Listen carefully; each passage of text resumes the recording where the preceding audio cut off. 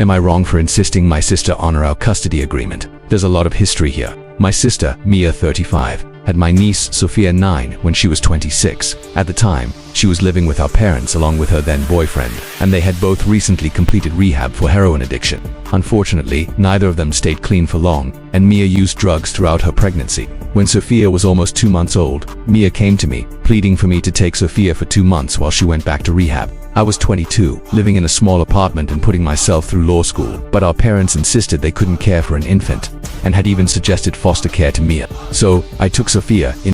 After Mia completed rehab, she reunited with her boyfriend, who was still using drugs, and this began a 5-year cycle where one of them would get clean, only to relapse because of the other. I took legal guardianship of Sophia, though it was meant to be temporary. Every time Mia brought up taking Sophia back, I agreed on the condition that both she and her boyfriend passed a drug test, but it never happened. When Sophia was almost 6, Mia told me she was pregnant again. This time, it seemed like a turning point. She gave birth to my nephew, having been clean for nearly 8 months. Transitioning Sophia back to her parents was difficult for both of us. We went to court and established a custody agreement where I have Sophia every weekend, while she spends the week with her mom and dad. We attended family therapy together for the first year, and once we settled into a routine, we stopped.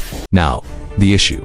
Mia is pregnant again, and she and her now husband say they don't want Sophia to spend weekends with me anymore because she comes home acting out. I understand the concern.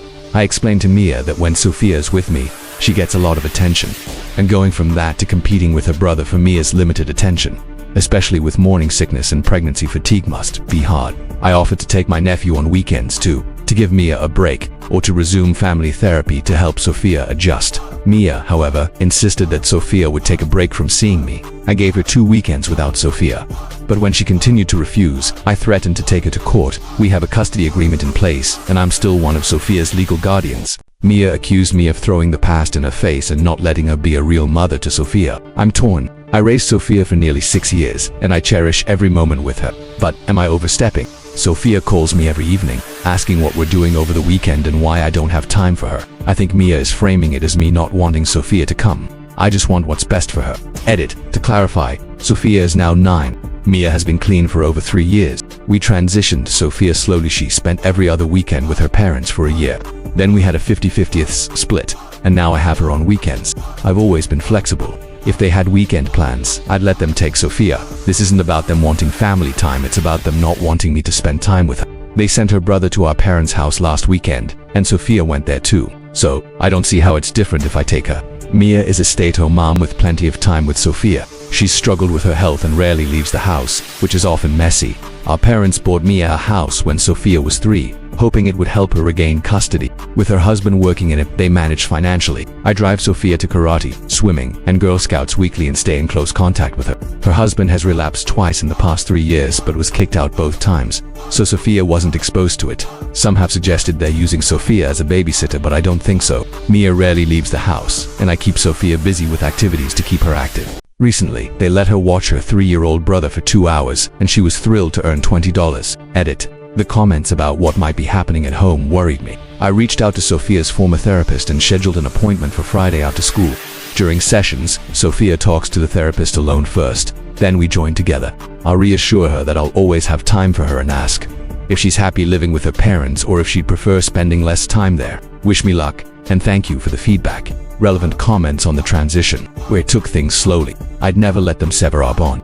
They had Sophia every other weekend for almost a year before we switched her primary residence. I know I could easily regain custody. I'm a lawyer and know the system well, but I'm unsure if that's the right move. Sophia sees me as a mother, but Mia carries so much guilt and is trying hard to be a good mom. It's hard to see clearly. We transitioned slowly, weekends with them for a year, then a 50-50th split for almost a year, and now I've had weekends for nearly a year. On Sophia's behavior, she was doing well until Mia got pregnant again. She loved having a little brother and had started calling Mia mum for the first time. I pay for her to attend a private school, and she was thriving socially and academically. But she started coming back from weekends with me and wouldn't listen to her parents for the first few days of the week. By the time Mia felt Sophia was following rules, it was time for my weekend, and the cycle repeated. Mia has admitted she's jealous of my bond with Sophia and my ability to provide for her financially. She says I spoil Sophia, and I'll admit I do. Sophia is my girl, and I want to give her the world. At home, she struggles with chores and screen time, but but I've never had issues with her listening to me. I keep her busy with activities and limit screen time. Guilt. I feel guilty about Sophia calling me mom. She did for the first 3 years of her life. When Mia visited and heard it, she broke down, screaming and crying, asking how I could let Sophia think I was her mother. It scared and confused Sophia, and our parents decided she should call me something else. Update. Many have asked for an update. The past month has been chaotic. Mia gave birth, and I now have custody of all 3 children. After an emergency therapy session with Sophia, she revealed that Mia had been manipulating her, saying I never wanted her and only took her out of obligation. While it's true I was hesitant at first, I was in law school.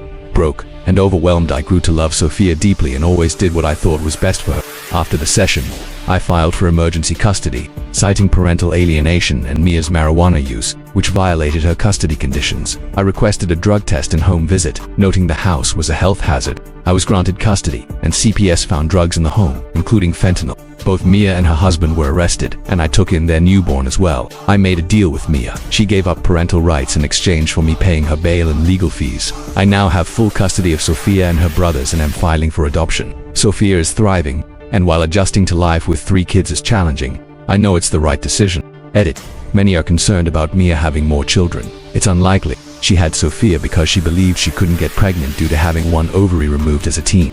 After multiple C-sections and complications during her last delivery, her doctor said it's very unlikely she'll have more children. Relevant comments on law school. I finished law school almost 7 years ago. I worked as an ADA and now practice criminal defense, occasionally taking family law cases. I'm pursuing a certification in international law, but will consider my kids in any career moves. Have your parents weighed in? My parents and I are taking a break. They were upset when I filed for custody, believing Mia had turned her life around. They haven't reached out since, and I'm giving it time. I'm overwhelmed and don't want to say anything I might regret. Thank you for watching. If you haven't subscribed, please do so and hit the notification bell to stay updated with more interesting stories happening around you.